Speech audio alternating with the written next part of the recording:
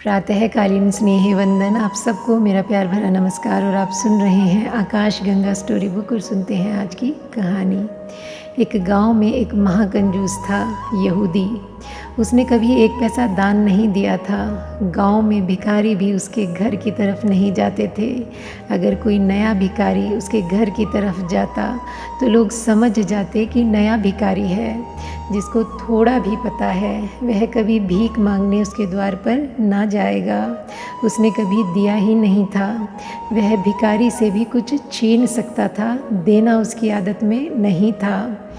लेकिन एक दिन वह गांव के धर्म गुरु के द्वार पर पहुंचा, यहूदी धर्म गुरु, और उसने कहा कि आज मेरे लिए कुछ प्रार्थना करनी होगी। तो धर्म गुरु ने सोचा कि अब प्रार्थना करवाने आया है तो कुछ दान करवा लेने का मौका है। लेकिन यहूदी कंजूस भी सोच विचार कर ही आया था। पूछा धर्म गुरु ने क्या प्रार्थना करनी है। तो उस कंजूस ने कहा कि मेरी पत्नी बीमार पड़ी है, वह मर जाए, यह प्रार्थना करनी है। तो धर्म गुरु ने कहा कि दान क्या दोगे। उस कंजूस ने कहा कि जीवन अगर मांगता तब तो दान मांगना उचित भी था। मौत मांग रहा हूँ, इसके लिए भी दान देना पड़ेगा। कुछ तो संकोच करो, कुछ तो थोड़ा ख्याल करो, कुछ तो दया करो। तो धर्म गुरु ने देखा कि इतना आसान नहीं है मामला।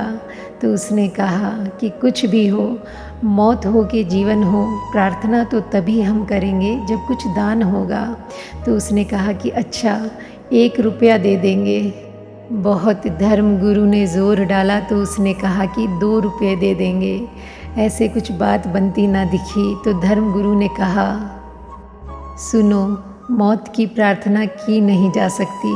कोई उल्लेख ही नहीं है शास्त्र में कि किसी की मौत के लिए प्रार्थना कभी की गई हो। परमात्मा से लोग जीवन की प्रार्थना करते हैं, मौत की नहीं। तो मुझे क्षमा करो, यह काम मुझसे ना हो सकेगा। तो महाकंजूस ने कहा कि छोड़ो भी ये बातें कानूनी, 5 रुपये दे सकता हूँ। तो धर्मगुरु बोले कि नहीं, यह हो ही नहीं सकता। प्रार्थना तो जीवन की ही हो सकती है। लेकिन एक तरकीब तुम्हें मैं बता देता हूँ, क्योंकि कानून में सब जगह तरकीब तो होती ही है।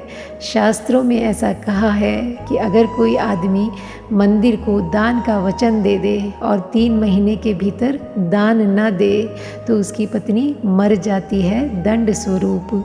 तो तुम दान की घोषणा कर दो, देने की तो कोई ज़रूरत ही नहीं है। पत्नी 3 महीने के भीतर मर जाएगी। तो उस महाकंजूस ने कहा कि जब देना ही नहीं है, तो उसने कहा तब ठीक है, तब 1 लाख रुपया दान दे देंगे। जब देना ही नहीं है, धर्मगुरु ने कहा जब देना ही नहीं है तो क्या लाख और क्या 10 लाख। अरे 10 लाख ही कह दो। वह थोड़ा सकुचाया, क्योंकि कल्पना में भी देना कष्टकर मालूम होता है। उसने कहा कि 10 लाख ज़्यादा हो जाएंगे। पर धर्मगुरु ने कहा कि जब देना ही नहीं है तो जैसा 1 लाख वैसा 10 लाख। वह बड़े बेमन से राज़ी हुआ, लौट गया घर। पत्नी मरी तो नहीं, बीमार थी, ठीक हो गई। तो वह बड़ा चकित हुआ। 3 महीने पूरे हुए तो वह वापस आया और उसने कहा कि यह नियम तो काम नहीं किया। तो धर्मगुरु ने कहा कि देखो, शास्त्र कहता है दंड स्वरूप, एज अ पनिशमेंट, मगर तुम तो चाहते हो कि पत्नी मर जाए, इसलिए यह तुम्हें दंड तो ना होगा, यह तो पुरस्कार हो जाएगा, इसलिए प्रार्थना व्यर्थ गई। अगर तुम सच में ही चाहते हो कि पत्नी मर जाए तो तुम अब ऐसा करो कि जाकर बाज़ार से कुछ हीरे जवाहरात खरीदो, कुछ सुंदर साड़ियाँ खरीदो, पत्नी को भेंट करो। पत्नी तुम्हारे प्रति इतने प्रेम से भर जाए और तुम भी इतने प्रेम से भर जाओ कि तुम्हारे प्राण कहने लगें कि नहीं, अब मत मार, हे परमात्मा, अब मत मारना। तब वह मारेगा कि तभी तो दंड हो सकता है, नहीं तो नियम। यह बात जची, पर उसने कहा हीरे जवाहरात मैंने कभी खरीदे नहीं। तो धर्मगुरु ने कहा कि क्या हर्ज है, पत्नी तो मर ही जाएगी, तुम बेच देना, थोड़ा लाभ ही भला हो जाए, नुकसान तो क्या होगा, चीज़ों के दाम तो रोज़ बढ़ते ही जाते हैं। यह बात उसे जच गई और वह गया। उसने हीरे जवाहरात खरीदे, साड़ियाँ खरीदी बहुमूल्य, कभी खरीद कर घर लाया ही नहीं था। पत्नी तो हैरान हो गई कि इसमें ऐसा रूपांतरण हुआ। निश्चित ही धर्मगुरु की कृपा से हुआ होगा। मंदिर गया इसलिए हुआ होगा।